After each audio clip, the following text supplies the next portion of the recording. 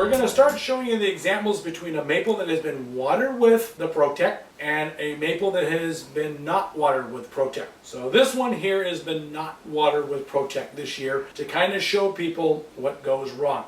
This is a great example of it, that when it gets up to 105, 108, 100 degrees, there are certain maples that will burn. And this is one of them when it's sitting in the sun that can actually burn. This one is a Acer Bloodgood. So Bloodgood is not a very good tree or maple for California because we are a Mediterranean climate. We get very warm from May through November. We don't get any rain. There's not a lot of humidity. So what happens is the maples burn. This is what we wanted to show you. So as you can see, this poor tree has a lot of leaves that burn. As you can see, they're all kind of falling off.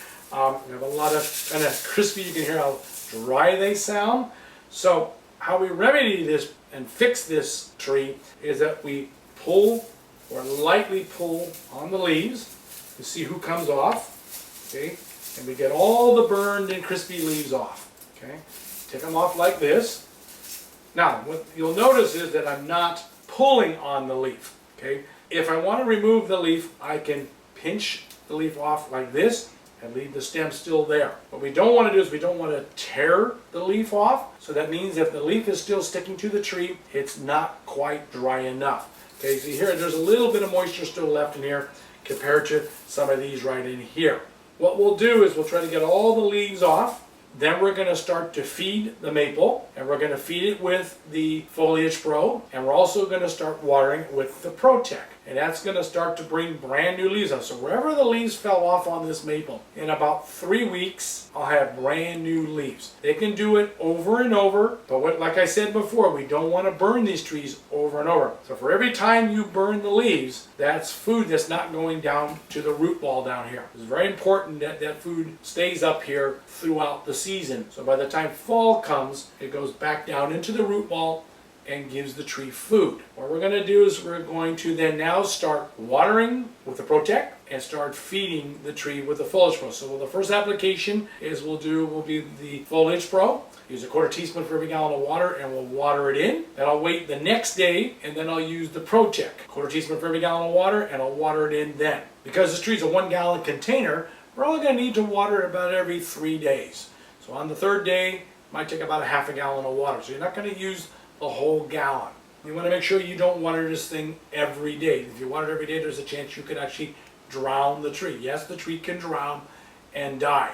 Because like I said before, they don't like heavy, wet, soggy roots. They like to dry a little, but have some moisture in it. Okay, we don't want them completely dry like we had here. But in about 3 weeks, we'll have brand new leaves. So now what we're going to do is we're going to show you an example of a maple that has been watered with Foliage Pro, which is the food, once a month, and has been given the Protect every week.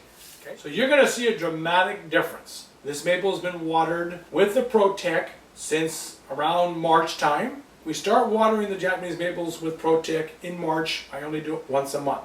So when the buds start to swell, I give them the Protect. It's March. Not very cold. It's also not hot, but the temperature's starting to get into about the mid-60s. Then April comes, I water it twice a month. I'll do it in the beginning of the month with the Protect, and I'll do it towards the end of the month. In April, we can get what we call sneaker heat waves. The heat wave that comes in. About 2 years ago, we had one here. It was late April, and it hit 100 degrees. And a lot of damage was done to the trees. So we want to make sure that in April, we do it twice a month. In May, we do it twice a month. And in June, we start watering with the Protect once a week. You'll do it at least at 1 watering a week. You'll see how beautifully vibrant and green this is. The reason why it's really beautiful, vibrant, and green is also that we're using the Foliage Pro. The Foliage Pro, we start feeding the plant once it starts to bud out. We feed it in March, April, May, June, July, August, and September. So we feed it once a month, 1/4 teaspoon for every gallon of water, and that's it. And then we put the Foliage Pro away to the next month. And what that does is it helps keep the leaves nice and vibrant and green. So when fall hits here in late October or early November, all these leaves are still on here. They're not like the other maple where they burned off and the tree has to regenerate a new batch of leaves. These will be nice and vibrant, they're nice and healthy, nice and green. When they turn fall colors, all that food goes back down into the root ball, and this tree will be a lot healthier than this tree over here if we don't start using the Protect and the foliage pro. As the months go on, we're going to show you more and more videos of what happens with the trees as they progress through the seasons. Right now we're in July. This is really the beginning of summer. I mean, summer started on the 21st of June, but we've now had 2 major weeks of heat waves, and so as we get into late July and through August and the dog days of the summer and back into September, these trees are going to start showing a little bit of stress on them. Even with the Protect and even with the Foliage Pro, you still can get a little bit what we call tip burning, where the tips will burn off a little. Because I'm in Pleasanton, I have a water district called Zone 7. There's 3 cities, Livermore, Pleasanton, and Dublin, which we are using well water. So the well water is very hard. What causes a lot of our burning, believe it or not, is pH. Okay, and we're going to talk about it. So I'm going to show you what we use to test the pH, which also helps the trees from not burning.